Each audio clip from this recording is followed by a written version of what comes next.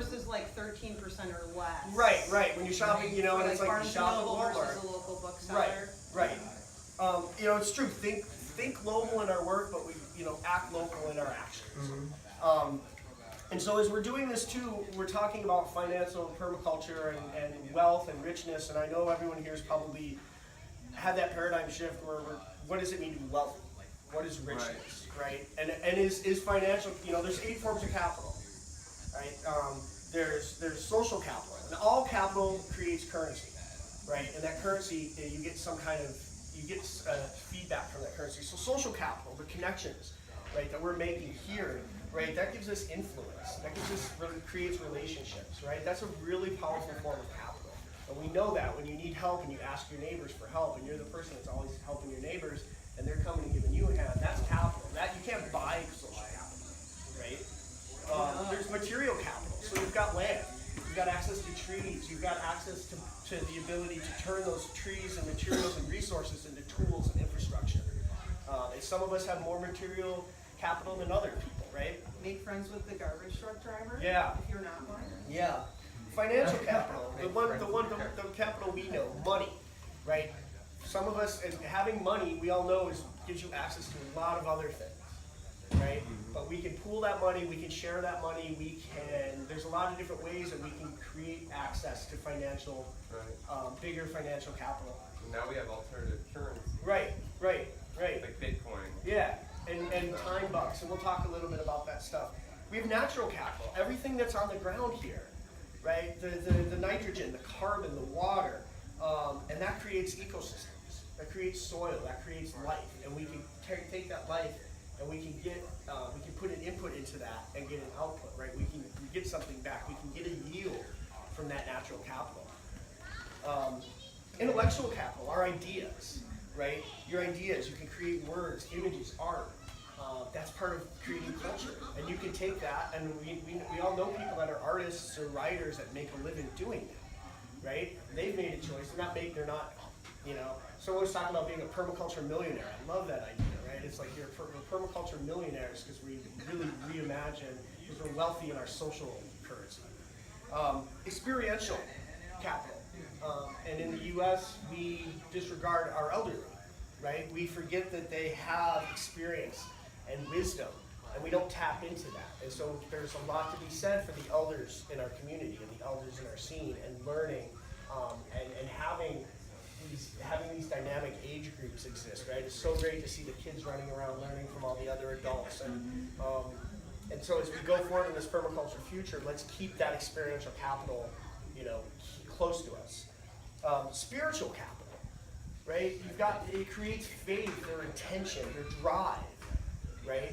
And it's not necessarily religious, but it's spiritual. It's that spirit inside of us, right? It's spirited, I'm like excited we're doing this cool thing. Right. Our spirit is here. Yeah. And that's huge. It is. And you get attainment from that. We find everyone comes, you all are gonna leave here this weekend, right? And be like, oh, it felt so good to be there.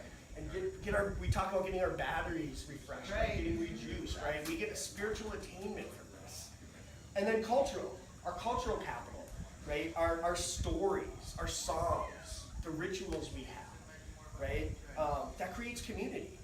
And that's what we're doing here. We're creating community. We are soil, right? We are soil here, and we are creating community, and we are planting seeds. And I always like to use the example of in Minneapolis again, like, you know, we have Prince, and we had replacements and all these bands that people know, like Minneapolis has, you know, there's a cultural cohesion, even though, you know, people aren't always, they don't recognize it, but that exists as part of this overall cultural sense of the city.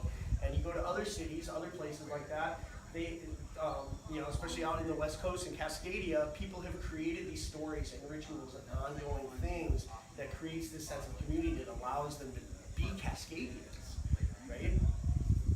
And so, as we do this, we want to think about our livelihoods. And I thought that's kind of why we're all here, to talk about livelihoods. How do we navigate this global capitalist system in a way that is good for our hearts, good for the earth, and good for the people around us, right? And the Quaker concept, the idea that what you do has to be just. Our footprints have to be light, and we can't be engaging. The Quakers wouldn't work in industries like tobacco or war, to this day, it's still a concept in the Quaker community, in the Friends houses, right? Because you don't work in those kinds of industries. And so we make choices every day as we navigate our lives is how do we get some money? And some of us work for other people. Some of us have businesses. Some of us are independently wealthy. But how, as we go forward, do we make sure that that's right and that it's just, right? We want to have multiple income streams. We talk about planting multiple diverse crops. We want to have multiple income streams. So one thing fails, you've got something else going on, right? And it can be really, we see all this stress, all these things happening culturally in America where people are out of work, right? And they've spent their lives doing this one thing because that's what they've been told to do is learn to do this. Suddenly your industry doesn't exist anymore and you've got entire parts of this country that are wiped out, right? The Rust Belt, because people didn't have backups. They didn't have anything else. And that's not their fault. That's just what they were told. They were raised in this system to believe this is the way to do things. I do this exercise with the class, and it's something you can all do when you go home. It's our cost, like a life cost exercise. So I would have everyone write down basically your monthly expenses. What does it cost you for, what is your budget, right? And then I would have you write down what are your income streams? What is bringing money into you? Where is that coming at? And then I would, next to that, I would have you look at one of those costs and figure out how to lower it. And the example I use is your cable, right? Your cable, your internet access or whatever. Go and getting that lowered by $20 a month.